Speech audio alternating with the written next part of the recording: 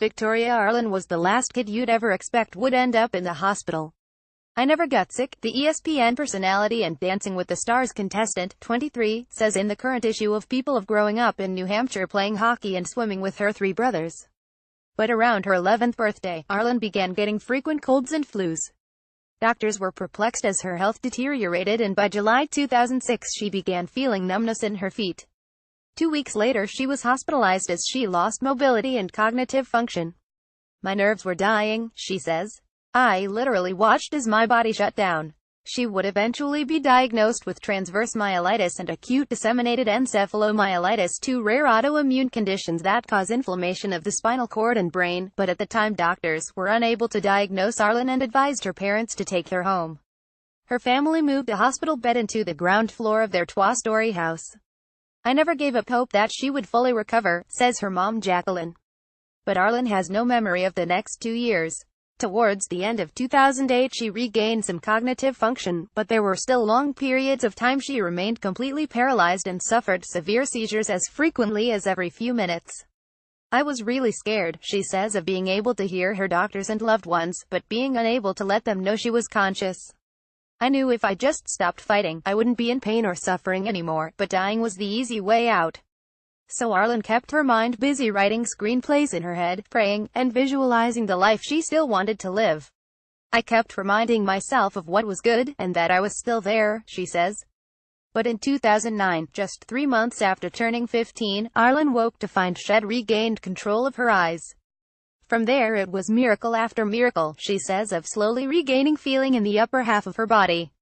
Dr. Michael Levy, a professor of neurology at Johns Hopkins who has treated Arlen, says only a third of patients recover from transverse myelitis like Arlen has.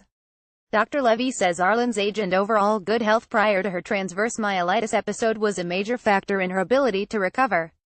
For more from Arlen, including how she'd mentally prepared to die shortly after her 15th birthday, pick up the latest issue of People. On newsstands Friday, Arlen remained reliant on her wheelchair until her brothers strapped a life vest on her and threw her into their pool. "It was freedom for me," she says. "The pool became my escape. It also became her training ground as she set her sights on Paralympic gold as a swimmer at the 2012 Paralympic Games in London." Her success at the London Games transformed Arlen and led to on-camera opportunities at ESPN. But despite her successes, she was bullied in high school for being in a wheelchair and became determined to walk again. Though Dr. Levy says Arlen's scans show almost no residual scarring on her spinal cord, at the time doctors said walking again was likely an impossible goal. Arlen signed on for a stint at Project Walk, an activity-based paralysis recovery facility established in Southern California. Arlen and her mother stayed with family while she went to therapy, but after 3 months, there had been no progress and Arlen was disappointed she'd have to return home. Her mother had an idea. "I called my husband and said, we need to mortgage the house. I want to open a Project Walk on the East Coast," says Jacqueline. Watch Victoria Arlen amazes judges with powerful dwts number as contestant is eliminated following tear-jerking dance back at home. Arlen spent up to 8 hours a day at Project Walk with nothing to show for it, until one day when her therapist felt a twitch in her leg while she was doing gait training on a treadmill. There wasn't a rapid return of feeling like with the upper half of her body, but 5 months after that initial twitch, 3 years into her therapy at Project Walk, Arlen took her first step on her own.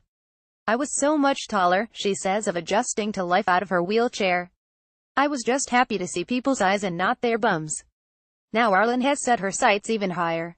"I want the other Victorias out there, the people that are suffering or going through something, to keep fighting," says Arlen, who is working on a memoir and a documentary in addition to being a contender for the Mirrorball Trophy on season 25 of dwts.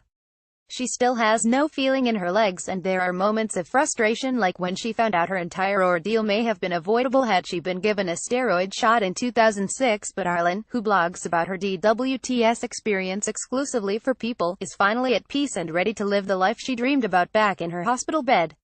"I'd never choose what happened to me, but I would never change it," she says. "It's my tragic, beautiful journey.